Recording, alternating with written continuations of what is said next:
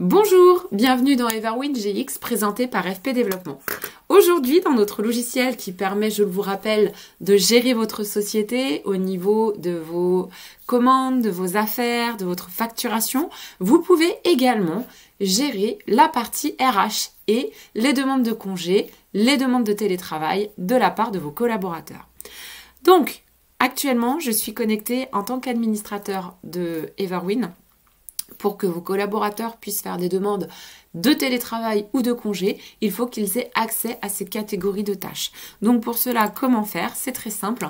On entre dans la configuration, donc au niveau des profils utilisateurs, on va aller regarder si nos collaborateurs ont bien accès dans les droits sur la configuration aux catégories de tâches.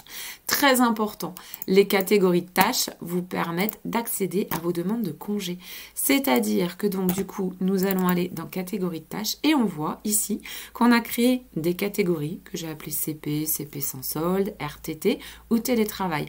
Ces demandes doivent être cochées, donc les demandes de congé en DC et les demandes de télétravail en TT pour télétravail. Ensuite, je vais aller sur la fiche, sur le Everwin GX du salarié. Donc voici, je suis loguée en tant que salarié et donc je vais pouvoir accéder à mon bureau et aller sur mes demandes de congé. Alors pour ça, je peux cliquer sur le petit palmier.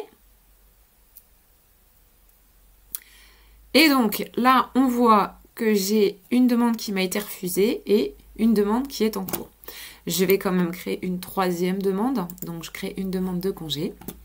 Donc, on voit que mon destinataire 1 est Frédéric Pénochet. Je n'ai pas de destinataire 2, mais vous pouvez avoir jusqu'à 3 destinataires. Donc, le N+1, le N+2, le N+3, qui peuvent valider ou refuser les demandes de congé, chacun leur tour. Donc, je vais pouvoir, donc, objet de la demande, du coup, j'ai demandé un CP, et qui va débuter alors on va dire que je vais le faire au mois de novembre. Donc, le 11, c'est un samedi. On va dire que je veux poser mon vendredi 11 novembre. Donc, mon vendredi 10, pardon. Donc, du coup, je pose mon vendredi 10 de 9h à 18h. Ça me fait une journée.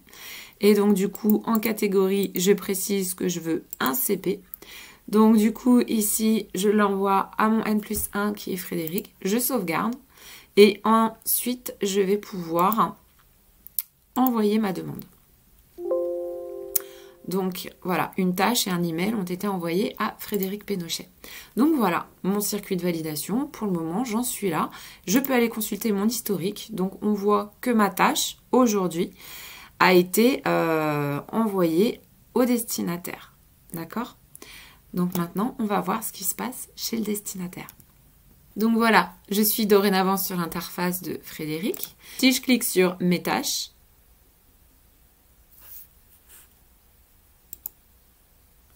on va pouvoir voir que j'ai 2 demandes de validation d'absence à valider. Donc, on voit que c'est Valérie qui les a envoyées. Elle demande quand même beaucoup de congés. Donc, on voit qu'ici, elle demande 7 CP du 23 au 31. Et donc, je n'ai pas encore accepté ou refusé.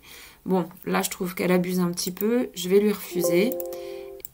Je vais aller sur sa seconde demande.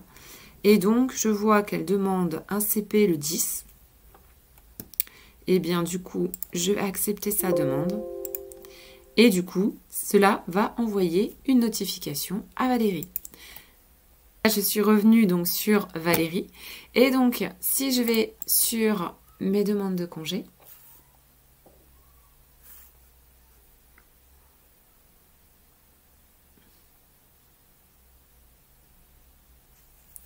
et donc, on voit que Frédéric a refusé 2 demandes de congé et a accepté la demande du 10 novembre. Voilà.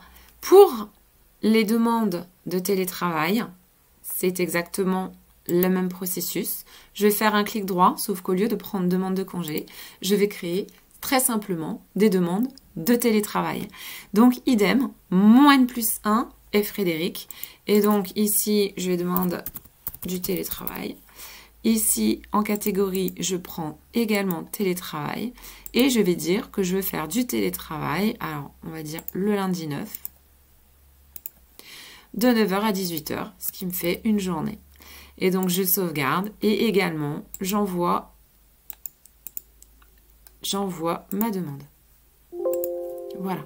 Frédéric l'a reçu. Même mécanisme. Il va dans ses tâches reçues et il refuse ou accepte la demande. Voilà comment se passent les demandes de congé et de télétravail. Je vous souhaite une bonne journée.